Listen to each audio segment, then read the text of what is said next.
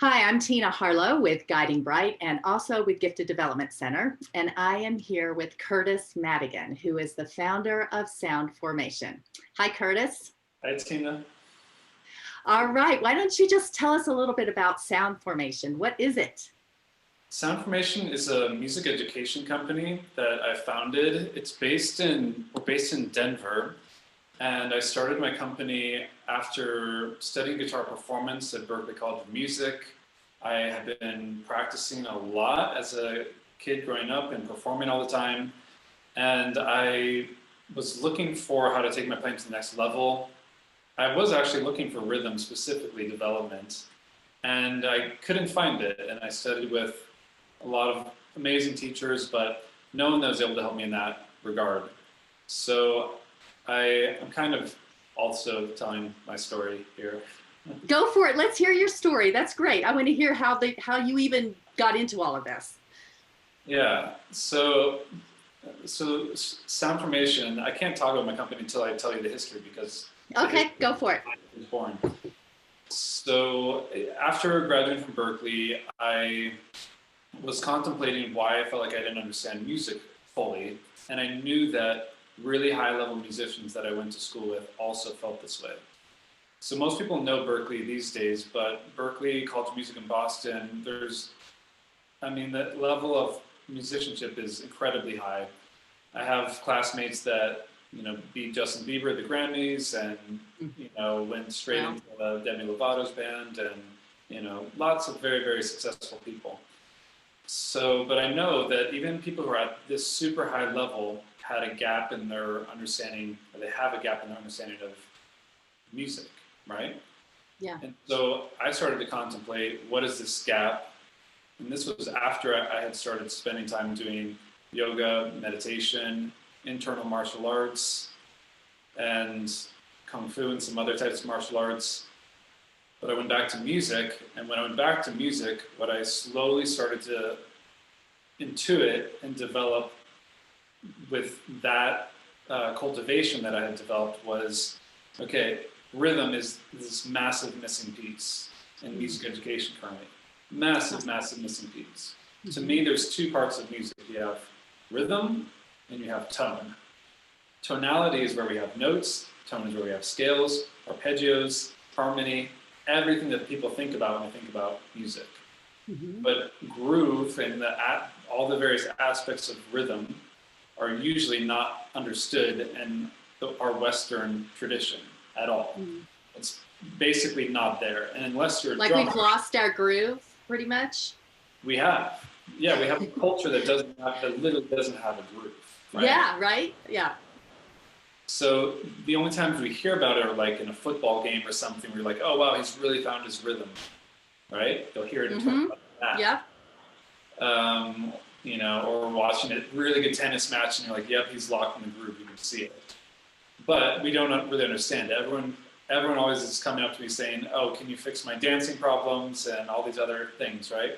And it's very much interrelated with that. So all the martial arts and movement practice that I had done, I now see how it comes around and it fits into teaching rhythm, because rhythm is movement. That's what rhythm is. Mm-hmm.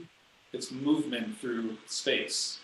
Mm-hmm. And our experience of time is of movement it's caused by movement through space. So at this point, I've made many, many, many parallels.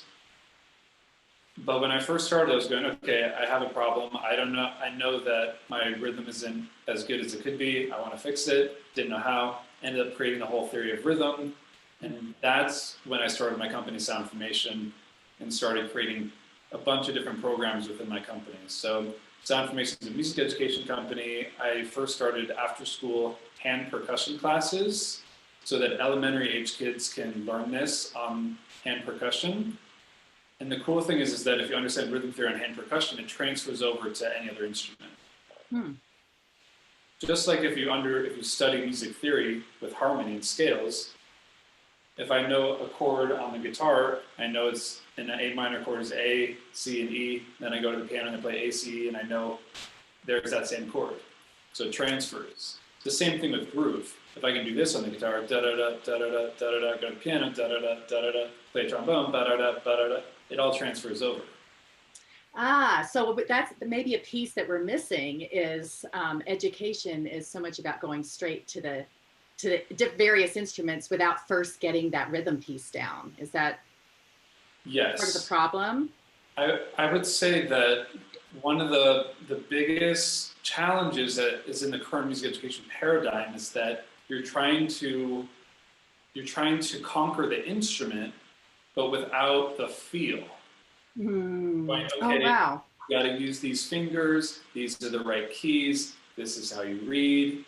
But none of it is about movement, feel, rhythm, groove.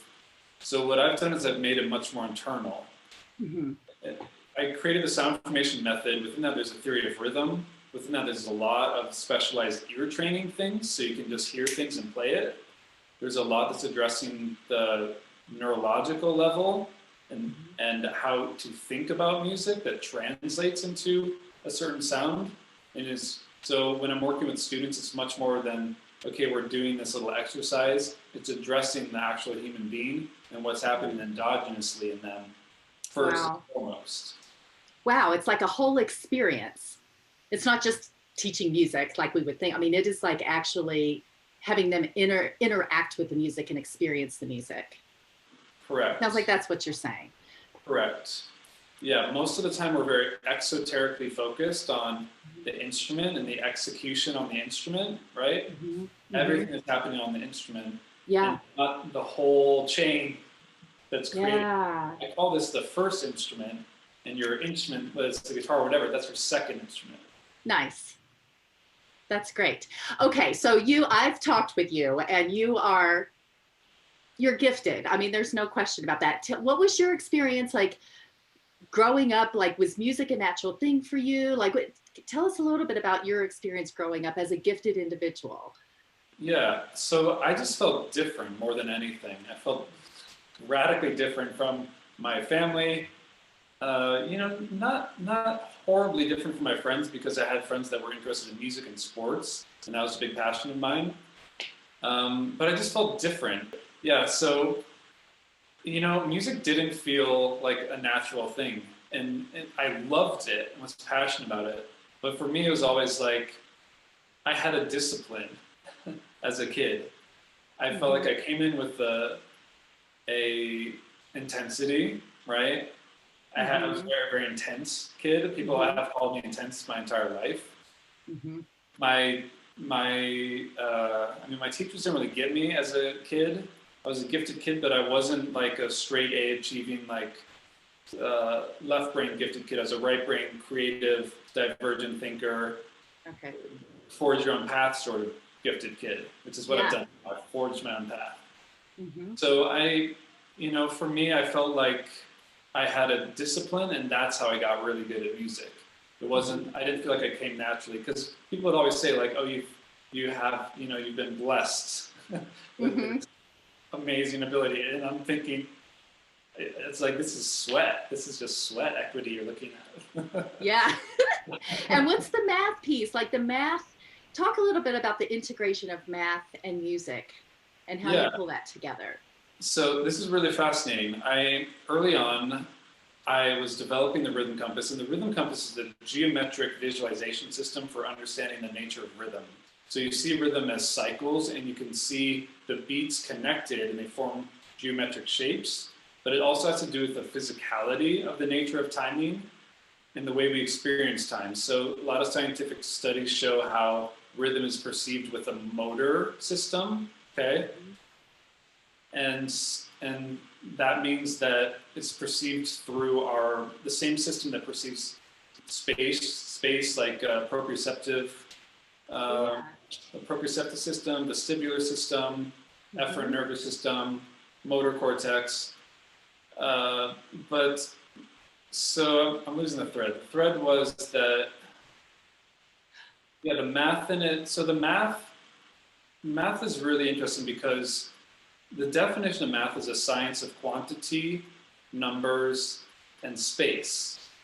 And that's literally exactly what rhythm is. Rhythm is about quantities, numbers, and space.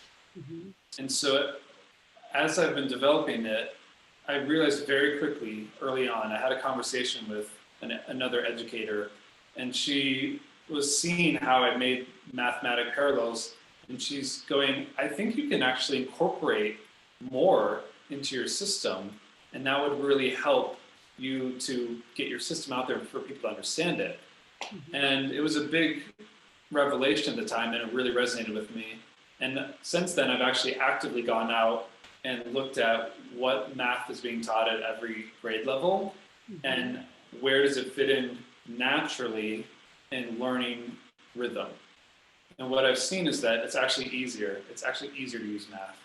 Like, it's not something that have forced in there. I feel like it's a very natural integration. Mm-hmm. Factors, operations, counting, there's algebraic thinking, there's arrays, exponents, all those things, ratios, they fit into rhythm super, super easily. Mm-hmm. And they actually can exist as a theorem for different mathematic concepts as a proof for them. So it's pretty cool.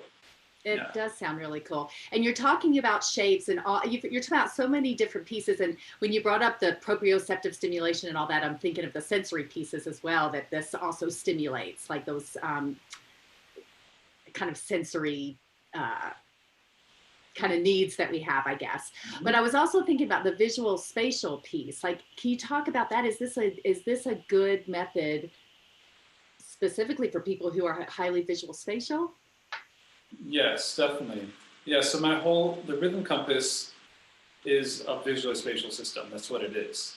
Mm-hmm. So I've seen so many people that, they studied piano for years and then they quit because it was so hard, and they see the rhythm compass, which is a visual-spatial system, and everything clicks, and suddenly they go back to looking at normal music notation, and it doesn't bother them anymore because they can make the translation to their own visual-spatial understanding of it. Mm-hmm. So it's another way of thinking about rhythm, but it's actually, it is in a sense a different language, if you will, for speaking rhythm, mm-hmm. and it's a different way of seeing it rather than just staff notation, which is linear and left-brained, which leaves out about a third of the population that's highly visual-spatial. Yeah. So it's a big deal. Yeah, and I know I see so many kids in my practice that are highly visual-spatial, and it just seems like such a great option for them, especially if they are interested in music and math and that kind of thing. So what a neat thing. So this is it seems like such a different approach. Like, can you talk about sound formation in relation to what's currently, a little bit more about sound formation in relation to what's happening in regular education? Like, this feels like a breakthrough in. Yeah, it is. So it's taken a lot of time. I've built up a lot of different programs, right? So first I started with elementary programs. And what I'm doing at this point is I have teacher certifications so that people who want to teach something that's more integrated, more holistic, they can study with me one-on-one, learn the methodology, and then teach it either in a private lesson practice or at their school if they're a music teacher. Mm-hmm. And then I'm also working with high-level professional musicians. So a lot of my friends that I talked about, they're studying the system, they're talking mm-hmm. about it now. People who are teaching at the college level are doing this and studying it, and then everything in between. I'm working with students at Denver School of the Arts and other high schools. So I've really, at this point, what I'm trying to do is shift the landscape of what's being taught, because there is such a big gap, and it is causing so many problems for people. To not have the feel right, to not have a groove right, yeah, it's a big deal. And the other part of it is it's not just about interesting rhythms or more complex rhythms, or like, okay, I'm studying this thing and it's very mathematical or something. No, it's about unification. Rhythm at its core level is about unifying. Mm-hmm. It's about alignment. Yeah. Two people coming together in concert, right? Yes, I love that. And you've got, Curtis has several books here, and we'll kind of get into these at the end, I guess, or put them up there or something for people to be able to access. But in this one, is your, what is it?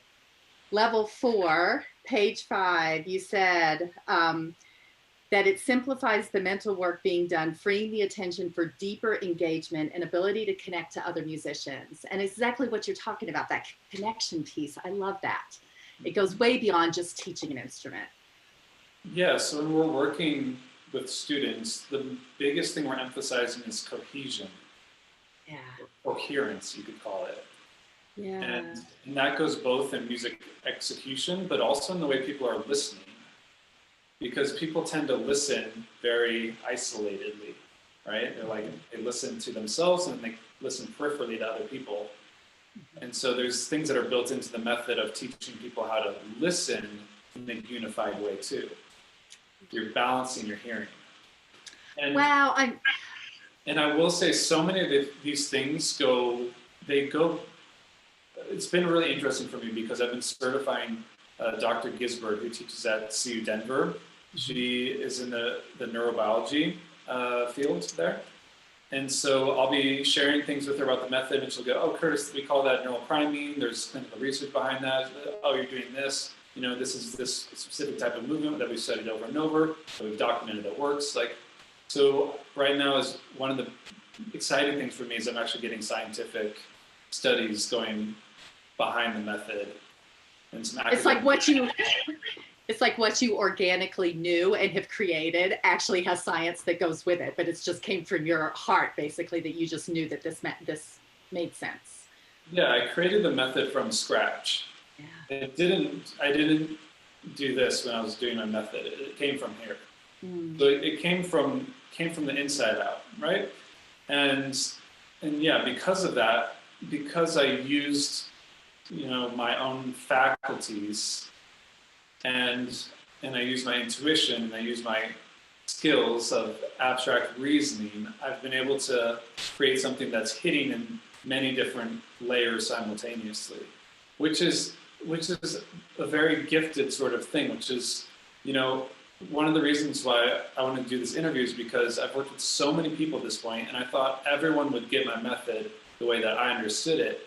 And what I found was that it wasn't happening. People would get it in certain parts of it would sink in, but they wouldn't be absorbing it the way that I thought they would, where they'd get all the layers of it, right? Mm-hmm. And then in working with the gifted population, what I've seen is that the students are absorbing layers of information rather than one little thing at a time. It's probably candy for them. For a lot of these kids, it's probably candy because it's stimulating so many different aspects of them. Right, exactly. Yeah. It's stimulating them as an athlete, it's stimulating them as a scientist, them as an artist, them as a mathematician. It's hitting all these different faculties. Well, and that beautiful connection point that you talk about, I mean, I think about kids that maybe verbally, they have trouble socially in regular settings. I mean, this seems like a wonderful place that they can actually connect on a really deep level without even talking to other people. Mm-hmm. Yep.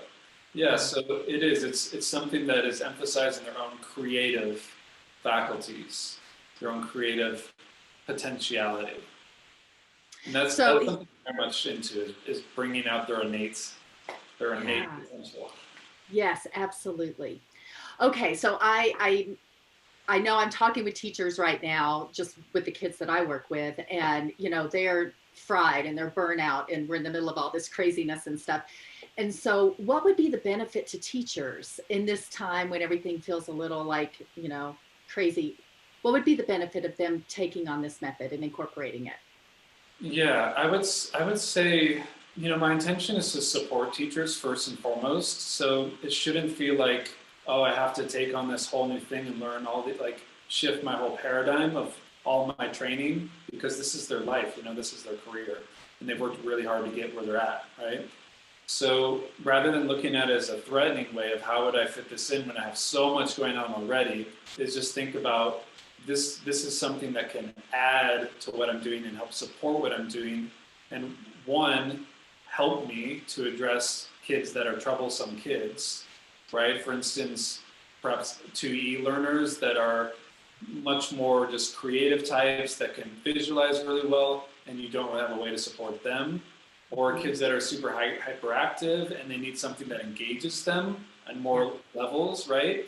That's a big one that I've seen is some kids that seem hard to reach. If you engage them with these other areas that they haven't been engaged in, it can flip how they're behaving, right? So, well, and so many of our musicians are, you know, they do have the characteristics of ADHD, right? So it makes total sense that those two might marry. Yeah.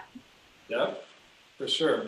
So just for them to look at it as something that's going to support them and make their life easier, I've done, I've done a tremendous amount of teacher trainings and professional developments, and I always see the teachers have big breakthroughs and things are easier and they're having more fun in the classroom and they feel more empowered and more confident. I feel like they have better classroom management skills. So there's a lot of different areas that it's hitting on. So I want to ask you, because I'm thinking the same in regards to parents and kids who have, you know, are already like, gosh, we're doing online schooling, and, you know, they're also just in survival mode right now and trying to get through. Do you think that this method could actually benefit other areas in which kids are learning and stuff? I mean, like, what benefits do you see in that regard?